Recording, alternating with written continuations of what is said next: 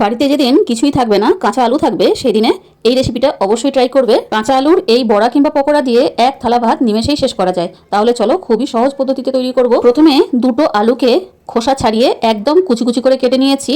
তোমরা এখানে বড় ছিদ্রে যে গ্রেটার হয় সেই গ্রেটার দিয়ে গ্রেট করে নিতে পারো।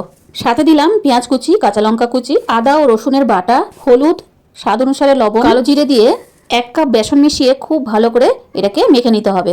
এখানে আলু পেঁয়াজের সঙ্গে লবণ মেশানোর ফলে জল ছাড়বে, সেই জলেই কিন্তু আমরা বেসন দিয়ে মেখে নিতে পারবো। এবার আমি ভিডিওতে যেমন করে দেখাচ্ছি একদম বড় বড় সাইজের পাতলা পাতলা করে বড়া তৈরি করে নেবো। তেলটা মিডিয়াম গরম করবে, খুব বেশি গরম করে ফেললে কিন্তু বড়াগুলো ওপর থেকে পুড়ে যাবে কিংবা লাল হয়ে যাবে আর ভেতর থেকে কাঁচা রয়ে যাবে। যেদিন আমার কোনো রকম কিছু রান্না করতে ইচ্ছে করে না, তখন আমি এই আলু পকোড়াটা করেই খাই, খেতে কিন্তু দারুণ লাগে। দুর্দান্ত স্বাদের এই আলু পকোড়া দিয়ে ভাত খেতে যেমন ভালো লাগে, সেই রকমই সন্ধেবেলায় অতিথি আসলে চায়ের সঙ্গে কিন্তু এই আলু পকোড়াটা দারুণ জমবে। এটা আমি মাঝে মধ্যেই বানিয়ে থাকি।